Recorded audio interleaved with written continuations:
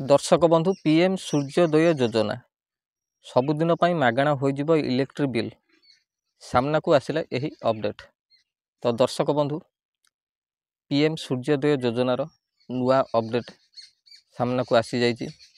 तो केते टंका सब्सिडी रहूची तो आपण माने पूर्व वीडियो देखिथिबे। तो सरकार 40% सब्सिडी देउथिले तो यह वृद्धि करछंती।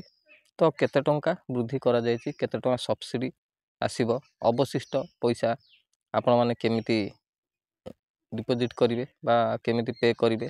तो जे मानक पाखरे पैसा भी नाही तो लोन आकार किपरि करि परिबे। तो सूर्योदय योजना अधीन रे मागणा मध्य किपरि इलेक्ट्रिक जाली परिबे। तो ए नै आजिर वीडियोटी। तो वीडियोटी को प्रथम रु शेष पर्यंत देखंतु काहे ना वीडियोटी बहुत हेल्पफुल होबा पई जाउची।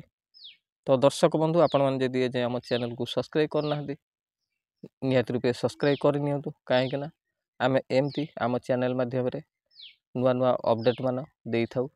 तो निहाती रूपे सब्सक्राइब करंतु। तो पाखरे थिबा बेल आइकन टी मध्य दबांतु काहे ना आमे जेतेबेले ही वीडियो अपलोड करिवु आपण मन पाखकु सर्वप्रथमे पहुँची जिवो एवं आपण माने सर्वप्रथमे नुआ अपडेट विषय जानि परिबे। तो दर्शक बंधु चलंतु डेरी न करी पीएम सूर्योदय योजनार कौन आसी नुआ अपडेट से विषय जानि नवा। तो डेरी न करी चलंतु वीडियोटी स्टार्ट करवा।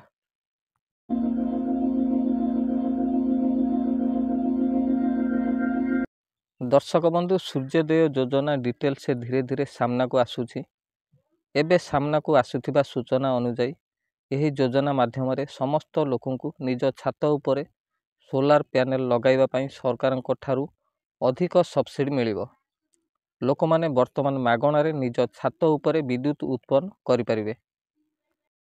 एवं यही सूचना केंद्र नवीन और नवीकरण योग्य शक्ति मंत्री आर.के. सिंह देइछंती। केंद्र मंत्री कहिछंती जे प्रथमे लोकंकु सोलार पैनल लगाइबा पई 40% सब्सिडी मिलिथिला। प्रधानमंत्री सूर्योदय योजना अनुजाई सेमानकु वर्तमान 60% सब्सिडी मिलिबो।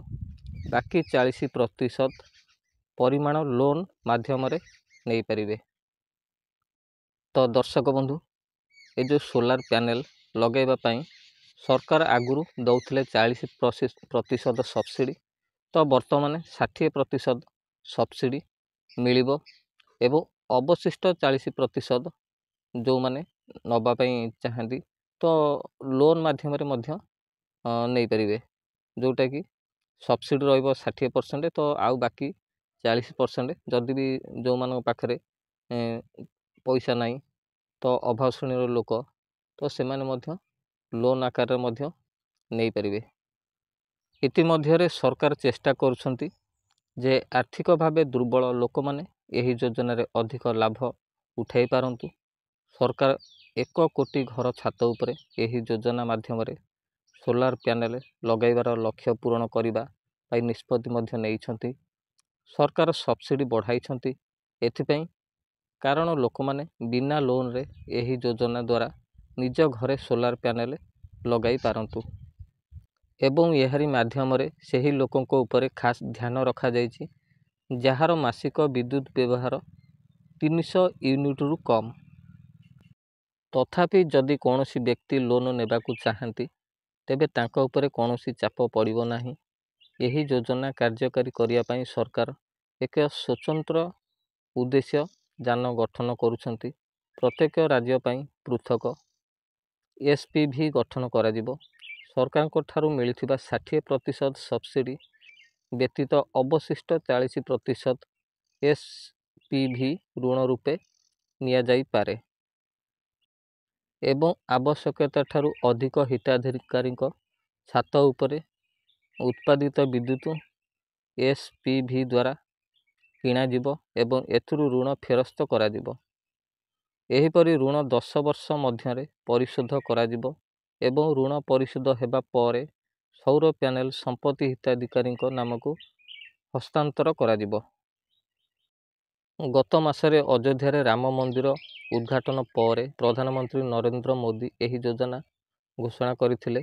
एहा परे अर्थमंत्री निर्मला सीतारमण फेब्रुआरी 2 रे ଲୋକସଭାରେ ବଜେଟ୍ ଉପସ୍ଥାପନା କରୁଥିବା ବେଳେ ଏହି ଯୋଜନା ସମ୍ପର୍କରେ ସୂଚନା ଦେଇଥିଲେ। ବଜେଟ୍ରେ ଏହି ଯୋଜନା ପାଇଁ 10,000 କୋଟି ଟଙ୍କାର ବ୍ୟବସ୍ଥା ମଧ୍ୟ କରାଯାଇଛି। ଅର୍ଥମନ୍ତ୍ରୀ ତାଙ୍କ ବଜେଟ୍ ଭାଷଣରେ କହିଥିଲେ ଯେ ଏହି ଯୋଜନା ମାଧ୍ୟମରେ ଲୋକମାନେ ବାର୍ଷିକ 15,000ରୁ 18,000 ଟଙ୍କା ସଞ୍ଚୟ କରିପାରିବେ ଏବଂ ଦେଶରେ ସୌର ଶକ୍ତିରୁ 100 ଗିଗାୱାଟ୍ ବିଦ୍ୟୁତ୍ ଉତ୍ପାଦନ କରିବାକୁ ସରକାର ଲକ୍ଷ୍ୟ ରଖିଛନ୍ତି। 2019-20 ଆର୍ଥିକ ବର୍ଷରେ ସୌର ଶକ୍ତିରୁ ପ୍ରାୟ 35 ଗିଗାୱାଟ୍ ବିଦ୍ୟୁତ୍ ଉତ୍ପାଦନ ହେଉଥିଲା। ଚଳିତ ଆର୍ଥିକ ବର୍ଷରେ ଏହି ଉତ୍ପାଦନ 73 ଗିଗାୱାଟ୍ରୁ ଅଧିକ ହେବ ବୋଲି ଆଶା କରାଯାଉଛି। ପ୍ରଧାନମନ୍ତ୍ରୀ ସୂର୍ଯ୍ୟୋଦୟ ଯୋଜନା ଅଧୀନରେ 1 କୋଟି ଘରର ଛାତ ଉପରେ ପ୍ୟାନେଲ ସ୍ଥାପନ କରିବା ମଧ୍ୟ ସରକାରଙ୍କୁ 100 GW ଲକ୍ଷ୍ୟ ହାସଲ କରିବାରେ ସାହାଯ୍ୟ କରିପାରିବ। 1 କୋଟି ଛାତ ଉପରେ ସୌର ପ୍ୟାନେଲ ସ୍ଥାପନ କରି ପ୍ରାୟ 20ରୁ 25 ଗିଗାୱାଟ୍ ବିଦ୍ୟୁତ୍ ଉତ୍ପାଦନ ହୋଇପାରିବ।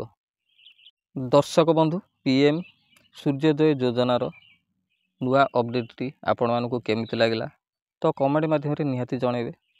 ତ ଏଇ PM ସୂର୍ଯ୍ୟୋଦୟ ଯୋଜନାର ଏ ଯେଉଁ ସବସିଡ଼ି ରଖିଛନ୍ତି, ଆଗରୁ ତ ଥିଲା 40%, ଏବେ 60% ସବସିଡ଼ି ରହୁଛି। ତ ଯେଉଁମାନେ ଅଭାବ ଶ୍ରେଣୀର ଲୋକ, ତ ମଧ୍ୟବିତ୍ତ ପରିବାରର ଲୋକ, ସେମାନେ ମଧ୍ୟ ଯଦି ସୋଲାର ପ୍ୟାନେଲ ଲଗାଇବା ପାଇଁ ଚାହାନ୍ତି ତ ଅବଶିଷ୍ଟ 40% ଲୋନ୍ ଆକାରରେ ମଧ୍ୟ ନେଇ ଲଗାଇ ପାରିବେ। ତ ସେହି ଲୋନ୍ଟିକୁ ପ୍ରାୟ 10 ବର୍ଷ ଭିତରେ ମଧ୍ୟ ସୁଝି ପାରିବେ। ତ ନିହାତି ରୂପେ ଅପଡେଟ୍ଟି ବହୁତ ବଢ଼ିଆ ଅପଡେଟ୍ଟି ଆସିଛି। ତ ସବୁ ଲୋକମାନେ ମଧ୍ୟ ଏଥିରେ ଉପକୃତ ହୋଇପାରିବେ। ତ ନିହାତି ରୂପେ ଭିଡ଼ିଓଟି ଆପଣମାନଙ୍କୁ ଭଲ ଲାଗିଥିବ। ତ ଯଦି ଭିଡ଼ିଓଟି ଭଲ ଲାଗେ ନିହାତି ଆମ ଚ୍ୟାନେଲକୁ ବହୁତ ମାତ୍ରାରେ ସପୋର୍ଟ କରିବା ସହିତ ସବସ୍କ୍ରାଇବ୍ ମଧ୍ୟ କରନ୍ତୁ। ତ ଆମେ ଆଗକୁ ମଧ୍ୟ ଏମିତି ନୂଆ ନୂଆ ଅପଡେଟ୍ ସହିତ ଆପଣମାନେ ଆମ ଚ୍ୟାନେଲ ମାଧ୍ୟମରେ ସମ୍ପୂର୍ଣ୍ଣ ଡିଟେଲ୍ସ ଚାଷ ଭିତ୍ତିକ ଭିଡ଼ିଓ ମଧ୍ୟ ଆପଣମାନେ ପାଇପାରିବେ। ଦର୍ଶକ ବନ୍ଧୁ, ସରକାରଙ୍କ ବିଭିନ୍ନ ପ୍ରକାର ନୂଆ ନୂଆ ଯୋଜନା ଯେଉଁ ଟାଇମ୍ରେ ଆସୁଛି ତ ନିହାତି ରୂପେ ଆମକୁ ଯଦି ଆମ ଚ୍ୟାନେଲକୁ ଯଦି ଆପଣମାନେ ସବସ୍କ୍ରାଇବ୍ କରି ରଖିଥିବେ ବା ଅଲ୍ ବେଲ୍ ଆଇକନ୍ରେ ପ୍ରେସ୍ କରିଥିବେ ତ ଆମେ କେତେବେଳେ ଅପଡେଟ୍ଟା ଦେବୁ ଆମ ଚ୍ୟାନେଲ ମାଧ୍ୟମରେ ଅପଲୋଡ଼ କରିବୁ ତ ଆପଣମାନେ ଜାଣିପାରିବେ ନାହିଁ। ତ ନିହାତି ରୂପେ ଯେତେବେଳେ ବେଲ୍ ଆଇକନ୍କୁ ପ୍ରେସ୍ କରୁଛନ୍ତି ତ ଅଲ୍ ବେଲ୍ ଆଇକନ୍ରେ ପ୍ରେସ୍ କରନ୍ତୁ, ଯାହାକି ଫଳରେ ଆମେ ଯେତେବେଳେ ଭିଡ଼ିଓ ଅପଲୋଡ଼ କରିବୁ ଆପଣମାନଙ୍କ ପାଖକୁ ସିଧାସଳଖ ପହଞ୍ଚିଯିବ ଏବଂ ଆପଣମାନେ ଏଇ ନୂଆ ନୂଆ ଯୋଜନା ବିଷୟରେ ମଧ୍ୟ ପ୍ରଥମରୁ ହିଁ ଅପଡେଟ୍ ପାଇପାରିବେ। ତ ଦର୍ଶକ ବନ୍ଧୁ, ଏଇ ଯେଉଁ ଅପଡେଟ୍ ସବୁ ନୂଆ ନୂଆ ଅପଡେଟ୍ ଆସୁଛି ନିହାତି ରୂପେ ଆପଣମାନଙ୍କର ଆଧାର ସହିତ ମୋବାଇଲ୍ ନମ୍ବର ଲିଙ୍କ ରଖନ୍ତୁ ଏବଂ ବ୍ୟାଙ୍କ ଆକାଉଣ୍ଟ ମଧ୍ୟ ଭେରିଫାଇ କରି ରଖନ୍ତୁ, ଯେପରିକି ଆପଣମାନେ ଆଗକୁ ହଇରାଣରେ ନ ପଡ଼ନ୍ତି। କାରଣ ସଡନ୍ଲି ଏଇସବୁ ଯୋଜନା ବାହାରୁଛି ତ ସାଙ୍ଗେ ସାଙ୍ଗେ ଆପଣମାନେ ଆପ୍ଲାଏ କରିପାରିବେ।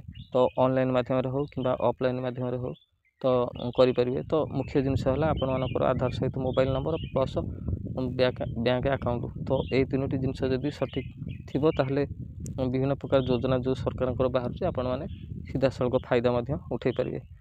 ଦର୍ଶକ ବନ୍ଧୁ, ଆଜି ପାଇଁ ଏତିକି। ପୁଣି ଦେଖା ହେବ ନେକ୍ସଟ ଭିଡ଼ିଓରେ। ରହିଲି, ନମସ୍କାର।